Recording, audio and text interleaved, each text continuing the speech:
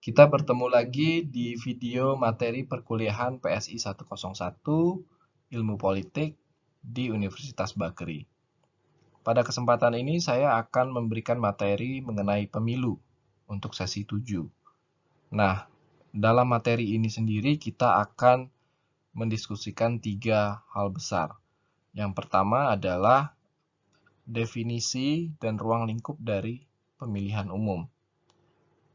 Kemudian yang kedua adalah bagaimana kemudian studi kepemiluan ini terkait dengan kajian demokrasi dan struktur sistem pemilu.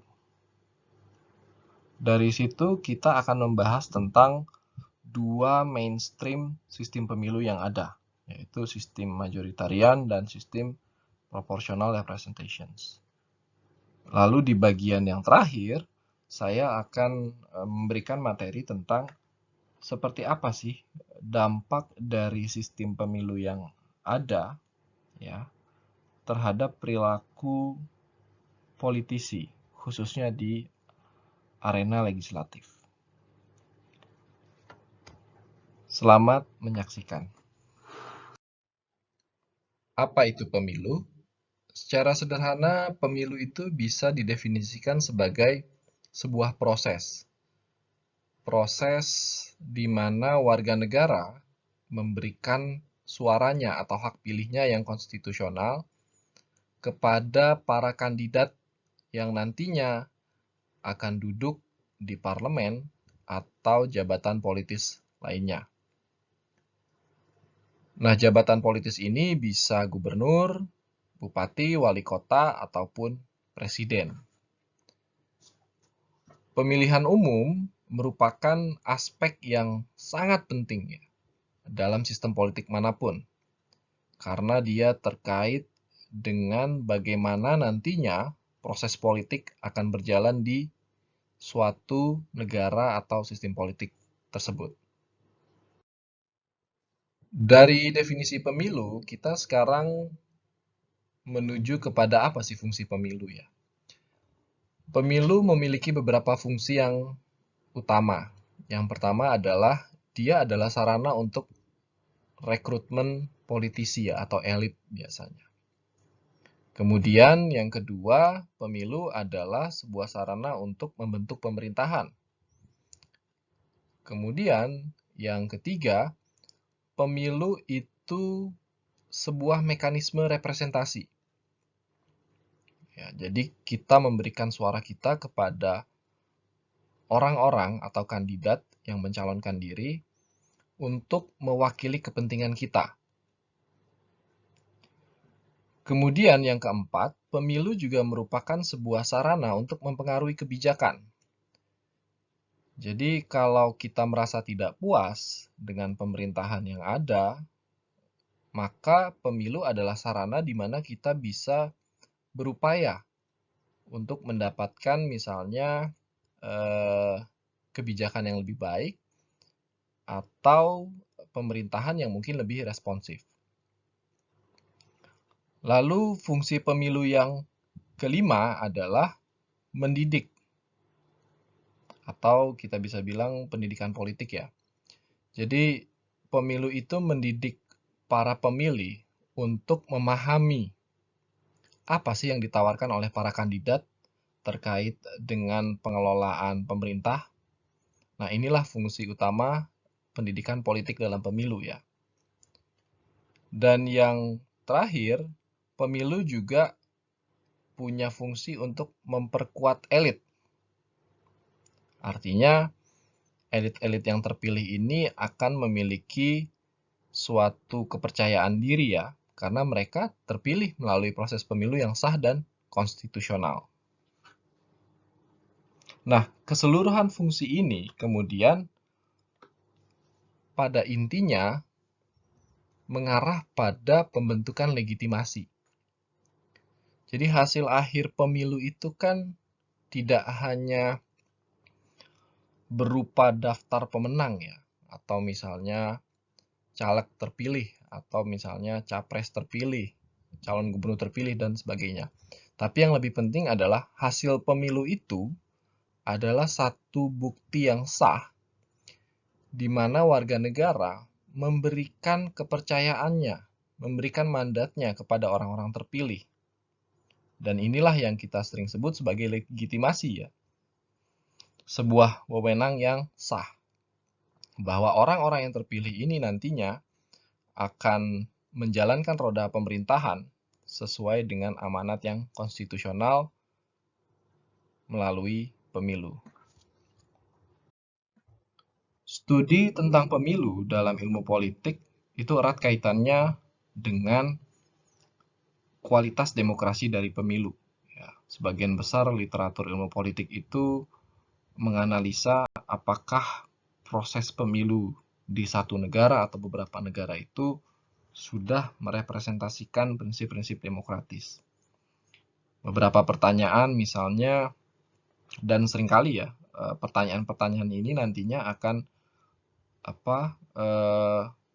dijadikan sebagai acuan untuk menentukan apakah satu rezim itu demokratis atau kemudian tidak demokratis.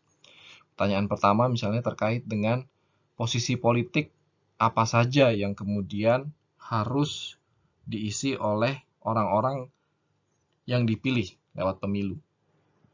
Nah ini, kalau misalnya di parlemen, apakah seluruh anggota parlemennya dipilih lewat pemilu atau hanya sebagian, atau malah hanya sebagian kecil? Tentunya ini kemudian akan menjadi satu acuan ya terkait dengan prinsip demokratis ya, dan juga legitimasi. Seandainya misalnya hanya sebagian kecil anggota parlemen yang dipilih lewat pemilu, artinya hanya sebagian kecil legitimasi warga negara atau suara warga negara yang terwakili di parlemen. Pertanyaan berikutnya yang juga sering muncul atau dianalisa adalah siapa saja sih yang boleh memberikan hak suaranya. Nah, ini erat kaitannya juga dengan aspek kebebasan atau prinsip kebebasan dalam rezim yang demokratis. Jika semua orang, artinya yang orang dewasa ya, dan memenuhi persyaratan, bisa memberikan suaranya, maka seringkali itu dianggap sebagai satu indikator demokrasi yang sehat di negara tersebut.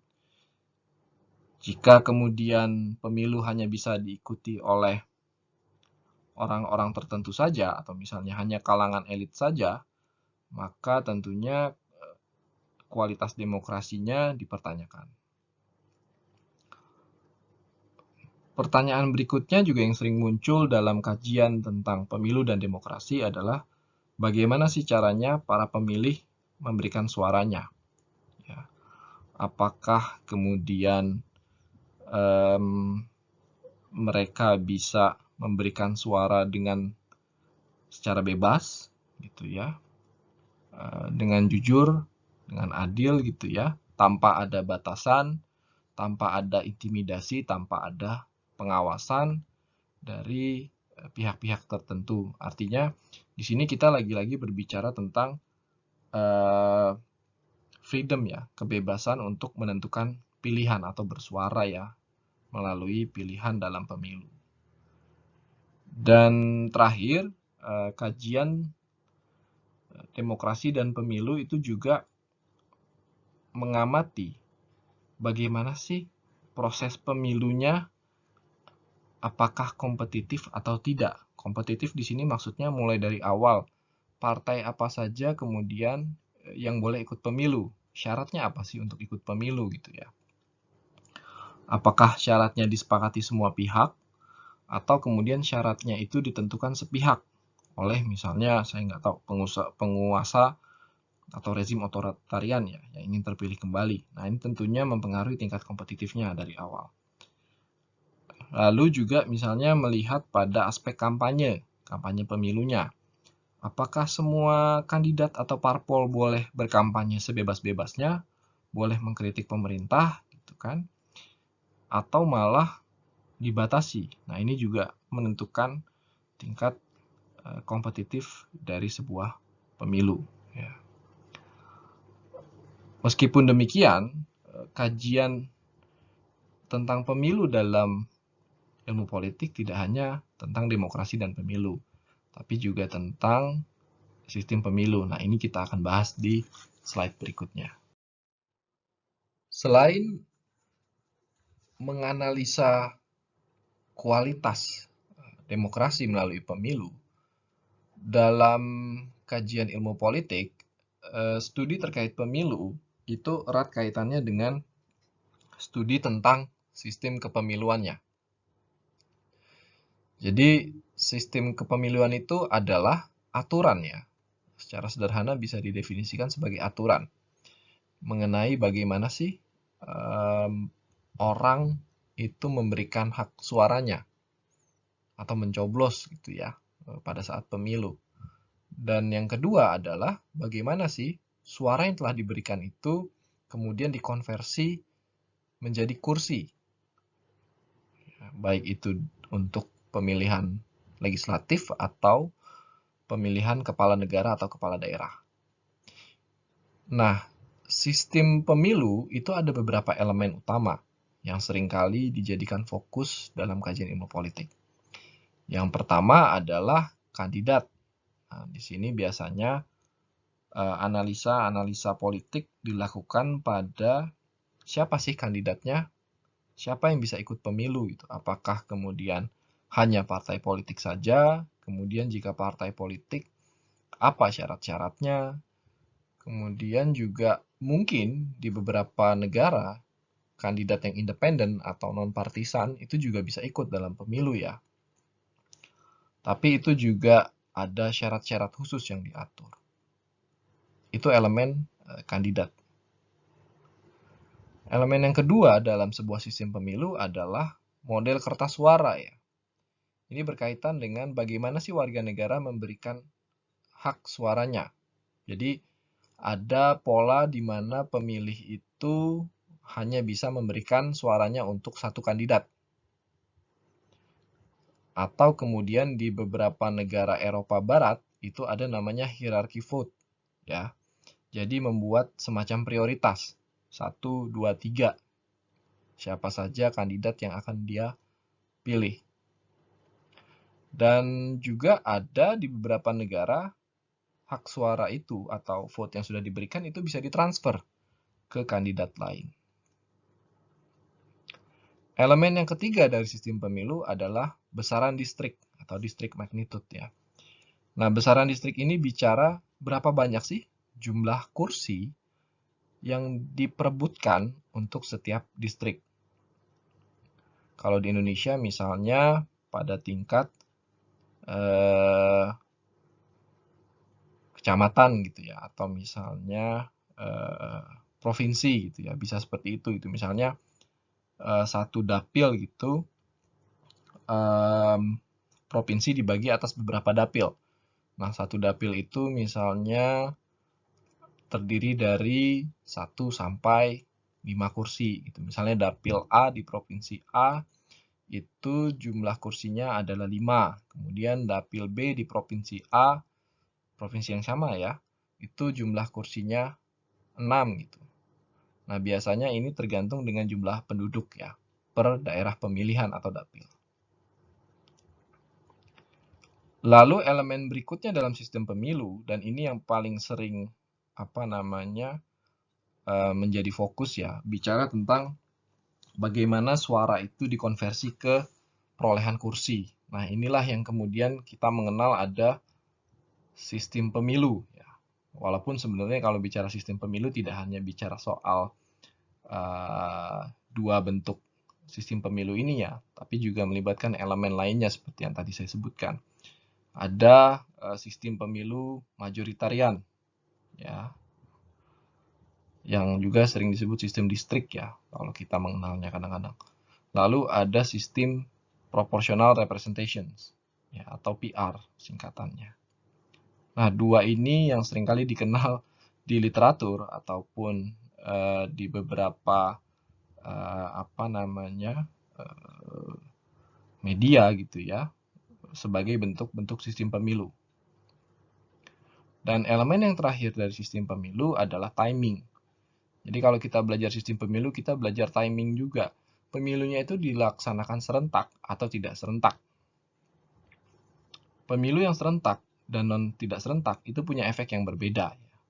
Jadi contohnya misalnya kalau pemilihan presiden lah, taruhlah contohnya di Indonesia gitu. Sebelumnya kita melakukan pemilu yang tidak serentak. Jadi pemilu legislatif dulu, DPR, baru kemudian pemilu presiden. Ya. Nah, itu punya efek yang berbeda tentunya ya terhadap efek yang paling terasa adalah jumlah partai ya. Karena seringkali pemilu yang tidak serentak itu berakibat pada jumlah partai yang terlalu banyak.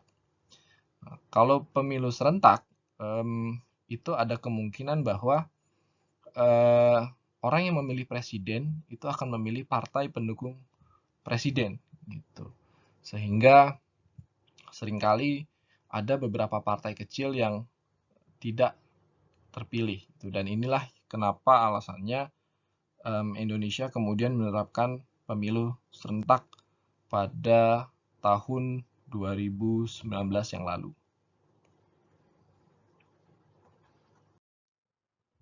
Oke, sekarang kita bahas dua sistem pemilu utama ya dalam kajian ilmu politik. Jadi ada dua induk dalam sistem pemilu yang dikenal, yaitu sistem pemilu majoritarian dan sistem pemilu proporsional, representation atau PR. Nah, perbedaan utamanya tadi seperti dijelaskan di slide sebelumnya, dua model sistem pemilu ini punya prinsip yang berbeda terkait dengan konversi suara menjadi kursi atau perolehan kursi ya. Kita bahas majoritarian dulu. Dalam sistem pemilu majoritarian atau distrik seringkali orang nyebutnya, itu ada dua bentuk pola konversi suara. Jadi yang pertama adalah plurality vote atau largest vote. Nah, largest vote ini contohnya misalnya begini. Ada 5 kandidat. 5 kandidat ini akan dipilih oleh 100 pemilih. Nah, 100 suara lah ya. Nah, setelah diadakan pemilihan, kemudian kandidat nomor 1 itu mendapatkan 10 suara, kandidat nomor 2 mendapatkan 20 suara, kandidat nomor 3 mendapatkan 30 suara, kandidat nomor 4 dan nomor 5 masing-masing mendapatkan 20 suara. Kalau menggunakan prinsip plurality vote, maka yang menang adalah, atau mendapatkan kursi ya, adalah kandidat nomor 3. Karena dia mendapatkan suara yang terbanyak. Ini contoh plurality vote.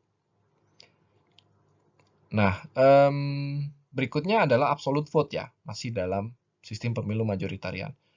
Kalau absolute vote, kursi itu bisa diperoleh kandidat jika dia mendapatkan suara 50 plus 1. Jadi, dari 5 kandidat tadi, kursi itu bisa didapatkan ya, mereka mau nggak mau harus mendapatkan suara 50 plus 1. Oke. Hal ini tentunya berbeda dengan sistem pemilu model PR ya. Kalau kita lihat di kotak yang sebelah kanan. Kalau PR itu bicara proportional vote. Ya, jadi apa itu proporsional? Ya, suara diberikan secara proporsional. Ya, jadi semua suara dikumpulkan terlebih dahulu, kemudian didata, ya. Nah, lalu jumlah kursi yang ditawarkan dalam satu daerah pemilihan itu dibagi berdasarkan jumlah suara yang diberikan pada saat pemilu. Ya. Jadi kalau misalnya jumlah kursinya 2 nih misalnya, Atau let's say 3 lah, jumlah kursinya 3. Kemudian jumlah suaranya 50 gitu ya. Jumlah suaranya 50. Berarti 50 bagi 3 ya 15. Artinya siapapun atau kandidat atau partai manapun yang mendapatkan jumlah suara 15, maka itu otomatis akan mendapatkan 1 kursi. Begitu. Dalam sistem pemilu majoritarian, biasanya besaran distriknya kecil, gitu ya. Apalagi yang pakai absolute vote tuh, 50+1. Artinya biasanya satu distrik itu satu. Contohnya seperti di Amerika ya. Itu kan kursi yang diperebutkan di tiap distrik pemilihan itu satu. Dan itu sangat ketat pertarungannya ya. Karena mengincar ke absolute vote. Sedangkan bagi proportional representations itu besaran distriknya lebih besar gitu ya. Bisa jadi satu daerah pemilihan itu terdiri dari 3 sampai misalnya 5 atau mungkin 10 ya. Bisa mencapai 10 kursi dalam satu daerah pemilihan. Nah, karena besar, maka PR ini seringkali dikaitkan dengan apa ya? Mendorong berkembangnya sistem multipartai. Nah, sebaliknya, majoritarian itu seringkali dilihat sebagai sebuah sistem pemilu yang identik dengan sistem duipartai. Ya. Kenapa ini terjadi? Karena dalam sistem majoritarian banyak suara yang terbuang. Nah, kalau kita lihat plurality vote dan absolute vote itu intinya kan winner takes all kan. Jadi suara-suara yang kalah, yang tidak kemudian memenuhi kuota atau standarnya plurality atau absolute, ya otomatis hangus, tidak dihitung, atau misalnya bisa dikumpulkan untuk mendapatkan kursi lagi, enggak. Sehingga apa yang terjadi adalah sistem majoritarian itu ya sangat disproporsional ya, banyak suara terbuang. Gitu. Akibatnya partai akan menjadi lebih sedikit dalam sistem majoritarian. Nah, kalau proportional representation kebalikannya dari majoritarian, jumlah karena dengan penggunaan proportional vote tadi, artinya semua partai yang ikut pemilu itu punya kemungkinan untuk menang lebih tinggi ya. Jadi suara itu tidak akan terbuang percuma karena modelnya proporsional. Jadi jumlah kursi itu dibagi dengan jumlah suara sah yang masuk. Sehingga ada potensi bagi partai-partai kecil untuk tetap mendapatkan kursi. Akibatnya, ya jelas jumlah partai akan semakin banyak. Positifnya adalah dalam PR sistem, ya seringkali karena partai-partai kecil itu diidentikan dengan perwakilan suara minoritas, maka sistem PR ini dianggap bisa mengakomodasi suara-suara kaum minoritas ya dalam sistem politik. Sebaliknya, kalau majoritarian tidak terlalu ya, jelas dia high disproportionality, tapi majoritarian dianggap membangun ikatan yang lebih kuat antara kandidat dengan pemilihnya. Kenapa kuat? Ya karena kandidat benar-benar harus menjamin bahwa dia itu mendapatkan suara yang plurality vote atau absolute vote. Jadi mau tidak mau, ketika dia terpilih, nanti dia akan membangun hubungan yang erat dengan orang-orang yang memilih dia. Gitu. Ini kelebihan utama dari majoritarian jika dibandingkan dengan PR. Dalam kenyataannya, sistem pemilu itu tidak hanya terbagi dua ya, majoritarian dan PR. Ada berbagai macam kombinasi dari kedua model sistem pemilu ini. Nah, itu akan kita bahas di slide berikutnya. Berikut ini bisa kita sebut sebagai pohon sistem pemilu ya. Jadi kalau dilihat di paling kiri itu ada majoritarian, di kanan ada proportional representations. Nah, di tengah-tengah itu ada mix system, campuran. Kemudian ada semi proporsional. Ya. Dalam prakteknya, majoritarian sendiri terdiri dari berbagai macam modifikasi ya. Ada yang misalnya pakai plurality ya, di Amerika Inggris itu pakai plurality vote gitu misalnya. Kemudian ada second ballot di Prancis. Lalu mix system juga ada additional member system. Kalau di Jerman itu misalnya pemilih itu tidak hanya memilih kandidat tapi juga memilih partai gitu ya. Jadi kalau dilihat agak-agak majoritarian tapi juga ada sedikit upaya untuk menjadikannya proporsional agar suara partai juga terwakili. Lalu ada semi proporsional gitu. Suara yang diperoleh itu bisa ditransfer tapi hanya satu kali, contohnya di Ireland. Kemudian proportional representation sendiri ada dua bentuk modifikasi. Jadi gimana sih cara menghitung proportional vote-nya? Apakah largest remainders atau kemudian highest average? Nah, Indonesia sendiri itu pernah pakai Harkota dan De Hong ya. Sekarang kalau nggak salah pakai Seinlich ya, campuran itu. Nah, ini sekilas gambaran tentang beberapa model dari sistem pemilu. Jadi tidak hanya majoritarian atau proportional representations, tapi juga ada mixed system, ada semi proporsional yang kalau secara prakteknya di turunannya itu juga banyak sekali beragam modifikasinya ya. Setelah tadi saya memberikan materi tentang sistem pemilu, majoritarian dan proportional representations, maka berikutnya kita akan membahas juga, dan ini satu hal yang sangat penting ya, seperti apa sih dampak sebuah sistem pemilu terhadap perilaku orang-orang yang terpilih, khususnya di parlemen atau juga legislative behavior-nya ya. Karena pemilu itu tadi kan di awal memberikan legitimasi bagi orang-orang terpilih. Namun sejauh mana orang-orang terpilih ini bisa mengatur perilakunya, itu juga terkait dengan seperti apa sih sistem pemilu memberikan keleluasaan bagi para politisi. Kita mulai dengan apa sih sebenarnya interest utama dari seorang politisi ya. Jika kita petakan secara sederhana, seorang politisi itu kan punya dua tujuan. Tujuan utama. Yang pertama adalah ketika dia sudah terpilih, maka dia akan berusaha untuk tetap bertahan di jabatan politisnya, ya. Setidaknya hingga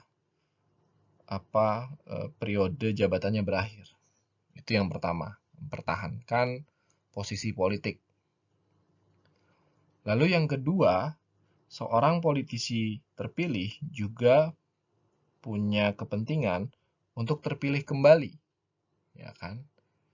Nah, dua interest ini seringkali disebut dengan political survival interest, dan ini dua bentuk interest yang inherent atau tidak bisa dilepaskan dari seorang politisi.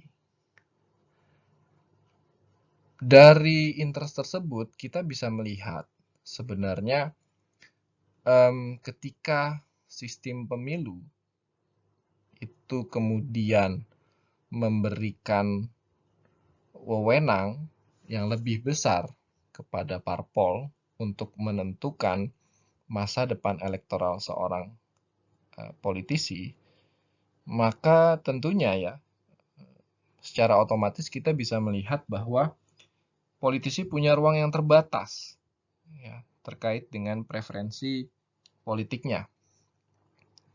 Kenapa? Karena bagaimanapun juga di sebagian besar negara ya, peserta pemilu itu kan adalah parpol ya.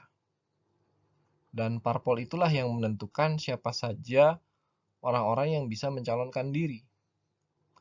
Nah, ketika sistem pemilunya memberikan wewenang yang sangat besar kepada parpol untuk menentukan siapa orang yang bisa mencalonkan diri, atau mungkin siapa orang yang bisa menjadi prioritas ya untuk mendapatkan suara. Nah, itu tentunya sangat mempengaruhi perilaku dari para politisi ini. Ya, tentunya mereka tidak akan menentang parpol mereka yang kemudian punya kuasa sangat besar ya, yang diberikan melalui sistem pemilu yang ada. Nah, ketika partai punya peran yang sangat menentukan terkait dengan masa depan politik dari para politisi ini, masa depan elektoralnya, maka biasanya tingkat kedisiplinan partai itu sangat tinggi di arena legislatif. Jadi ketika pimpinan partai bilang A terkait dengan pembahasan rancangan undang-undang tertentu, maka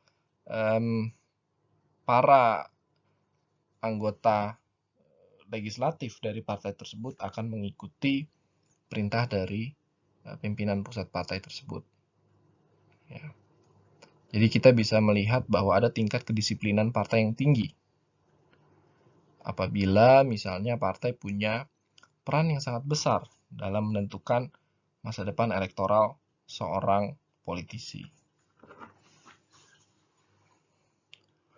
Apa saja elemen dari sistem pemilu yang kemudian bisa memberikan peran besar terhadap parpol dalam menentukan masa depan elektoral? Nah, kita akan bahas di slide berikutnya. Dalam literatur ilmu politik, cara untuk mengukur seberapa besar peran partai menentukan masa depan elektoral politisi itu diutarakan oleh Carey and Sugars. Ya, jadi model yang ditawarkan oleh Carey and Sugars ini memberikan beberapa indikator untuk mengukur apakah seorang politisi itu punya peluang untuk atau insentif untuk kemudian membangun reputasi personalnya dia ketimbang reputasi partainya. Jadi kalau reputasi personal dia lebih penting untuk mendapatkan suara berdasarkan aturan yang ada dalam sistem pemilu, tentunya dia akan bertindak sesuai dengan reputasi personalnya dia. Dalam hal ini tidak harus mengikuti arahan dari partai. Mungkin dia akan lebih mendengarkan suara atau aspirasi dari konstituennya, orang-orang yang memilihnya. Jadi bisa jadi si politisi ini berbeda pendapat dengan partainya sendiri. Nah, Carey dan Sugars mencoba menghitung insentif untuk membangun reputasi personal politisi itu dengan 4 elemen dalam sistem pemilu. Jadi dimulai dengan ballot atau kertas suara. Nah, di kertas suara Carey and Sugars ini melihat bahwa insentif untuk membangun reputasi personal itu bisa dilihat dari seperti apa sih pola pencalonan dari seorang kandidat di kertas suara. Jadi yang harus diketahui adalah sejauh mana pimpinan partai mengontrol ya, mengalokasikan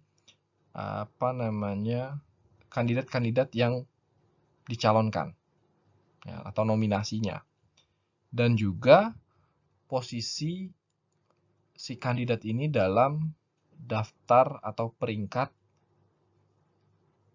kandidat partai tersebut di kertas suara. Nah, jadi kalau misalnya sistem pemilu di satu negara itu punya aturan bahwa partai politik yang mencalonkan kandidatnya, atau misalnya pimpinan pusat partai mencalonkan kandidatnya, maka kita bisa lihat kan sebenarnya pimpinan partai itu sangat berkuasa penuh terhadap kandidasi si politisi. Atau misalnya di beberapa sistem itu kan khususnya proporsional ya, biasanya kan penentuan siapa yang dapat kursi untuk partai tersebut di daerah pemilihan tertentu itu ditentukan dengan apakah kandidat ada di nomor 1 atau enggak, gitu ya. Jadi kan kalau proporsional itu suaranya dikumpulin, kemudian nanti baru ditransfer ke dipetakan berdasarkan jumlah kursi yang bisa didapatkan. Kalau satu kandidat berada di posisi nomor 1 misalnya, nomor urut ya. Nah, ini penting juga nih di politik Indonesia, seringkali gitu nomor urut itu penting dalam pemilu gitu ya. Biasanya dia yang akan punya peluang lebih besar untuk mendapatkan kursi atau mewakili partainya dalam parlemen begitu. Dan ini biasanya terjadi dalam sistem pemilu proporsional tertutup ya. Jadi di Indonesia itu tahun masa Orde Baru, kemudian 99 sampai 2004 kita masih pakai proporsional tertutup. Kemudian 2004 ke sini lebih ke semi proporsional, proporsional terbuka, tapi juga ada peran partai untuk mengalokasikan suara gitu ya. Kalau proporsional terbuka ya pemilih bebas ya untuk memilih calonnya. Nah, itu masuk ke elemen yang kedua ya yang ditawarkan oleh Carey and Sugars. Jadi elemen kedua adalah melihat gimana sih cara vote itu diberikan. Kalau tertutup ya si pemilih memberikan suara ke partai, artinya suaranya ditujukan ke partai dulu nih. Nanti partai yang menentukan siapa kandidat yang berhak lolos. Biasanya berdasarkan nomor urut. Itu misalnya partai A mendapatkan suara let's say 100 gitu ya dari 500 suara total, dan dia berhak mendapatkan misalnya alokasinya 2 kursi. Nah, kalau dalam proporsional tertutup partai yang nentuin. Jadi biasanya nomor urut, oke nomor urut 1 dan 2 mereka yang dapat kursi gitu. Tidak melihat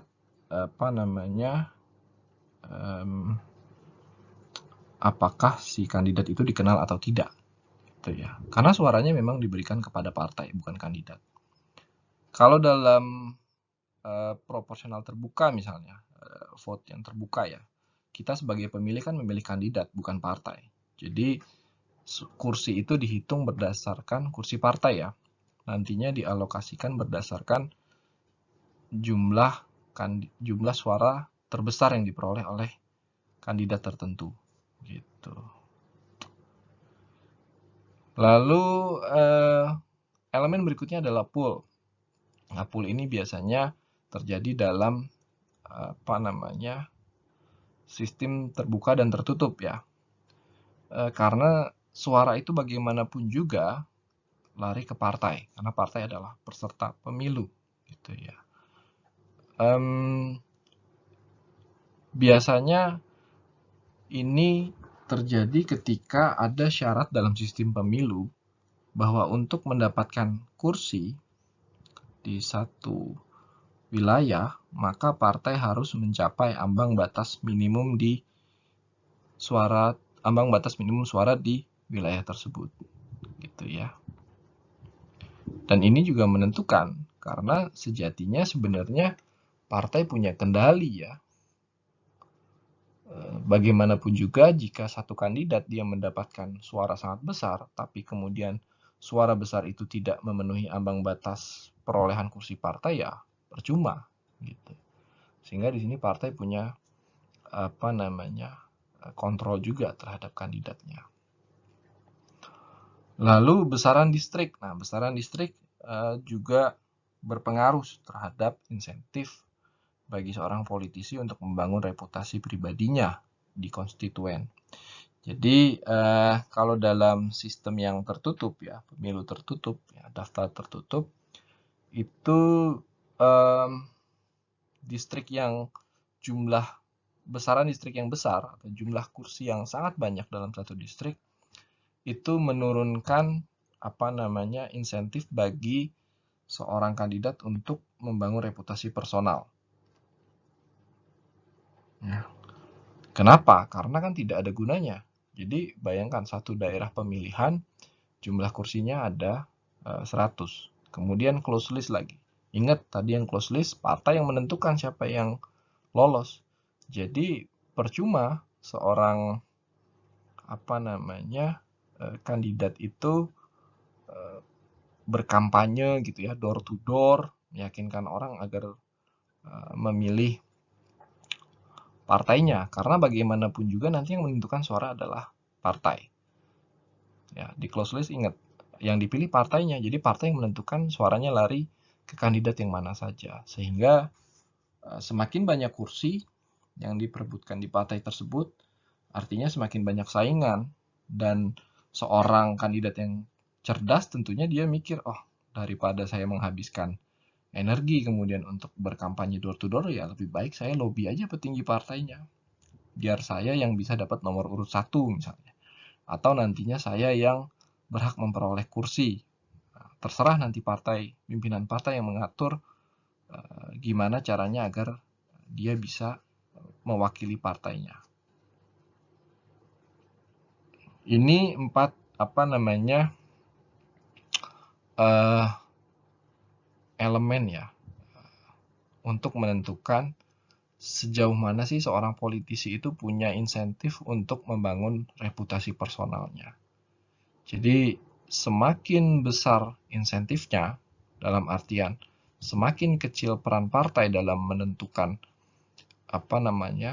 perolehan suara atau lolosnya seorang kandidat, maka kita bisa melihat bahwa si kandidat itu akan lebih lebih independen terkait dengan perilaku politiknya. Dia bisa mengkritisi partainya, mungkin ya, atau kemudian setidaknya berbeda pendapat dengan partainya terkait kebijakan atau RUU tertentu, gitu ya. Atau misalnya jika partainya koalisi dari pemerintahan, maka dia bisa mengkritik pemerintahan itu sendiri. Nah, ini beberapa bentuk perilaku ketika partai tidak punya peran yang besar dalam menentukan masa depan elektoral seorang politisi.